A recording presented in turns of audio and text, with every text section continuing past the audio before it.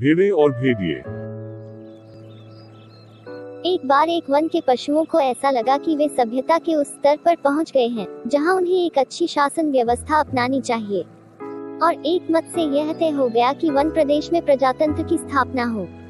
पशु समाज में इस क्रांतिकारी परिवर्तन से हर्ष की लहर दौड़ गई कि सुख समृद्धि और सुरक्षा का स्वर्ण युग अब आया, और वह आया। जिस वन प्रदेश में हमारी कहानी ने चरण धरे हैं, उसमें भेड़ें बहुत ही निहायत नेक, ईमानदार, कोमल, विनयी, दयालु, निर्दोष पशु, जो घास तक को फूंक फूंक कर खाता है। भेड़ों ने सोचा कि अब हमारा भय दूर हो जाएगा। हम अपने प्रतिनिधियों से कानून बनवाएंगे कि कोई जीवधारी किसी को न सताए, न मारे, सब जिए और जीने दे। शांति, स्नेह, बंधुत्व और सहयोग पर समाज आधारित हो। और इधर भेड़ियों ने सोचा कि हमारा अब संकट काल आया। भेड़ों की संख्या इतनी अधिक है कि पंचायत में उनका ही बहुमत होगा, और अगर उन्होंने कानून बना दिया कि कोई पशु किसी को न मारे तो हम खाएंगे क्या? क्या हमें घास चरना सीखना पड़ेगा? ज्यों-ज्यों चुनाव समीप आता, भेड़ों का उल्लास बढ़ता जाता। ज्यों-ज्यों चुनाव समीप आता, भेड़ियों का दिल बैठता जाता। एक दिन बूढ़े सियार ने भेड़िए से कहा, मालिक, आजकल आप बड़े उदास रहते हैं।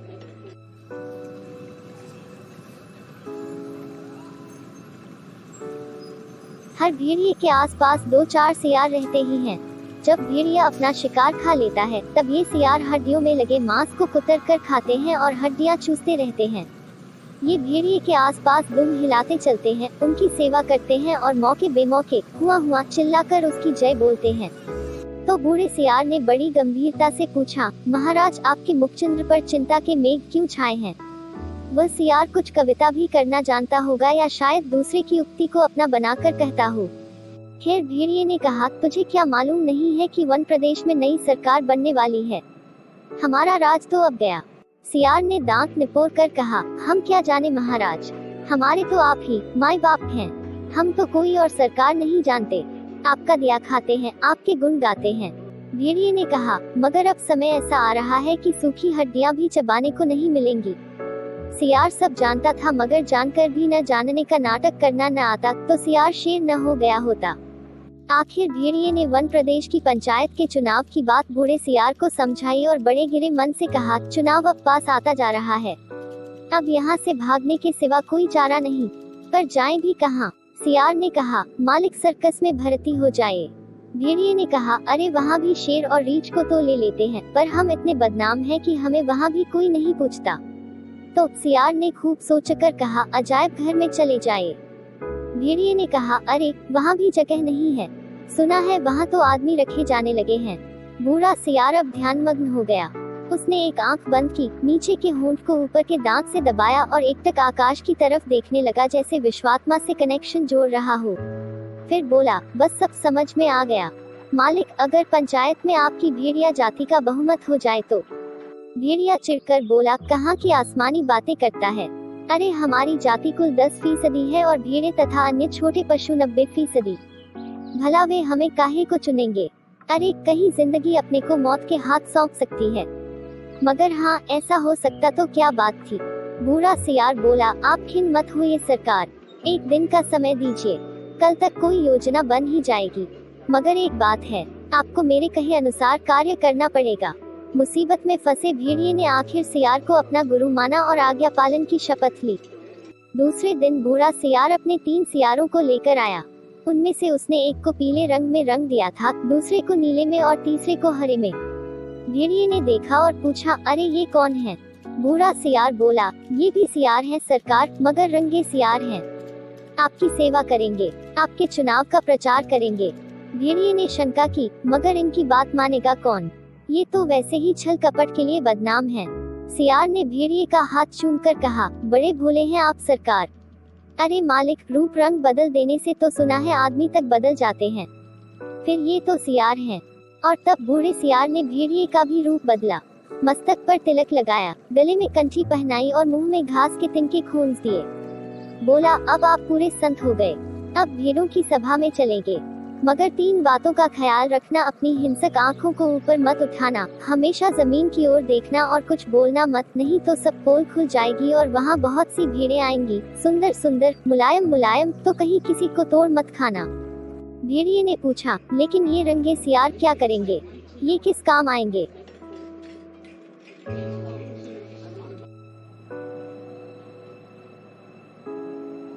बूढ़ा सियार बोला, ये बड़े काम के हैं, आपका सारा प्रचार तो ये ही करेंगे, इन्हीं के बल पर आप चुनाव लड़ेंगे। यह पीला वाला सियार बड़ा विद्वान है, विचारक है, कवि भी है, लेखक भी।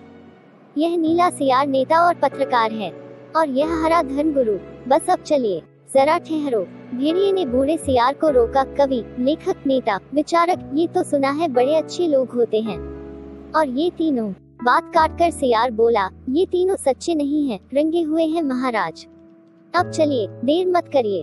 और वे चले। आगे बूढ़ा सियार था, उसके पीछे रंगे सियारों के बीच भेड़िया चल रहा। मस्तक पर तिलक, गले में कंठी, मुख में घास के तिनके। धीरे धीरे चल रहा था, अत्यंत गंभीरता पूर्वक, सिर झुकाए विनय की मूर्ति। उधर एक स्थान पर सहस्रों भेड़ें इकट्ठी हो गई थी, उस संत के दर्शन के लिए जिसकी चर्चा बूढ़े सियार ने फैला रखी थी। चारों सियार भेड़िए की जय बोलते हुए भेड़ों के झुंड के पास आए। बूढ़े सियार ने एक बार जोर से संत भेड़िए की जय बोली। भेड़ों में पहले से ही यहाँ वहाँ बैठे सियारों ने भी जय ध्वनि की। भेड़ों ने देखा तो वे बोली, अरे भागो, यह तो भेड़िया है।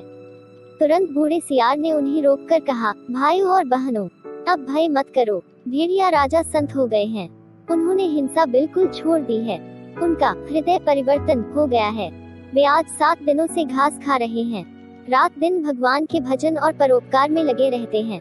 उन्होंने अपना जीवन जीव मात्र की सेवा में अर्पित कर दिया है।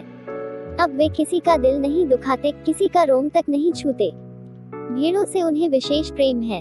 इस जाति ने जो कष्ट सहे हैं, उनकी याद करके कभी कभी भेड़िया संत की आंखों में आंसू आ जाते हैं।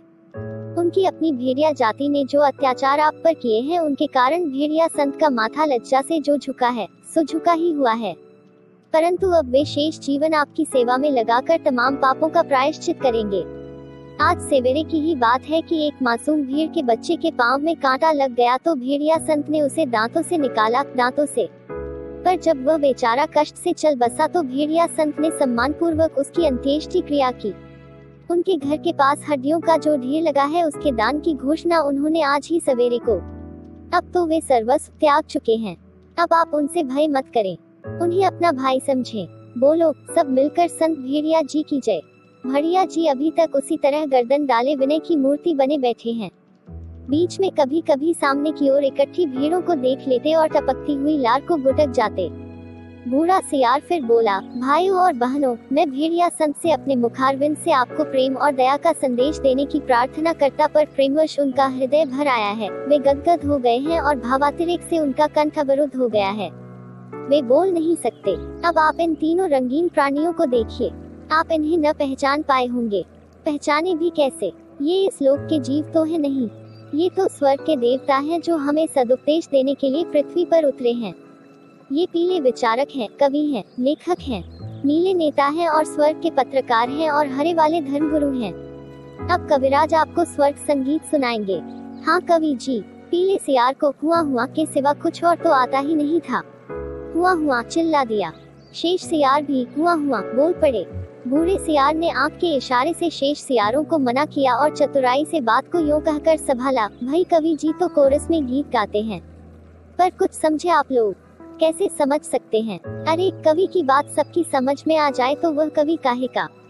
उनकी कविता में से शाश्वत के स्वर फूट रहे हैं। वे कह रहे हैं कि जैसे स्वर्ग में परमात्मा, वैसे ही पृथ्वी पर भेड़िया। हे भेड़िया जी महान, आप सर्वत्र व्याप्त हैं, सर्वशक्तिमान हैं। प्रातः आपके मस्तक पर तिलक करती है, सांझ की लाली आपका मुख चूमती है, पवन आप पर पंखा करता है और रात्रि को आपकी ही ज्योति लक्ष खंड होकर आकाश में तारे बनकर चमकती है। हे विराट, आपके चरणों में इस क्षुद्र का प्रणाम है। फिर नीले रंग के सियार ने कहा, निर्बलों की रक्षा बलवान ही कर सकते हैं। भेड़े कोमल हैं, निर्बल हैं, अपनी रक्षा नहीं कर सकती। भेड़िए बलवान हैं, इसलिए उनके हाथ में अपने हितों को छोड़ निश्चित हो जाओ, वे भी तुम्हारे भाई हैं। तुम एक ही जाति के हो, तुम भीड़, वे भेड़िए, कितना कम अंतर है। और बेचारे भेड़िए व्यर्थ ही बदनाम कर दिए गए हैं कि वे भीड़ों को खाते हैं। अरे खाते और हैं, हड्डियां उनके द्वार पर फेंक जाते हैं। ये व्यर्थ बदनाम होते हैं। तुम लोग तो पंचायत में बोल भी नहीं पाओगे। भेड़िए बलवान होते हैं, यदि तुम पर कोई अन्याय होगा तो डटकर लड़ेंगे। इसलिए अपने हित की रक्षा के लिए भेड़ियों को चुनकर पंचायत में भेजो। बोलो संत भेड़िया की जय। फिर हरे रंग के धर्मगुरु ने उपदेश दिया, जो यहाँ त्याग करेगा वह उस लोक में पाएगा, जो यहाँ दुख भोगेगा वह वहाँ सुख पाएगा, जो यहाँ राजा बनाएगा वह वहाँ राजा बनेगा, जो यहाँ वोट देगा वह वहाँ वोट पाएगा। इसलिए सब मिलकर भेड़िया को वोट दो। वे दानी हैं, परोपकारी हैं, संत हैं। मैं उनको प्रणाम करता हूँ। यह एक भेड़िए की कथा नहीं है, यह सब भेड़ियों की कथा है। सब जगह इस प्रकार प्रचार हो गया और भेड़ों को विश्वास हो गया कि भेड़ियों से बड़ा उनका कोई हित चिंतक और हित रक्षक नहीं है। और जब पंचायत का चुनाव हुआ तो भेड़ों ने अपनी हित रक्षा के लिए भेड़ियों को चुना और पंचायत में भेड़ों के हितों की रक्षा के लिए भेड़िए प्रतिनिधि बनकर गए। और पंचायत में भेड़ियों ने भेड़ों की भलाई के लिए पहला कानून यह बनाया, हर भेड़िए को सवेरे नाश्ते के लिए भेड़ का एक मुलायम बच्चा दिया जाए, दोपहर के भोजन में एक पूरी भेड़ तथा शाम को स्वास्थ्य के ख्याल से कम खाना चाहिए, इसलिए आधी भेड़ दी जाए। भेड़े और भेड़िए हरिशंकर परसाई।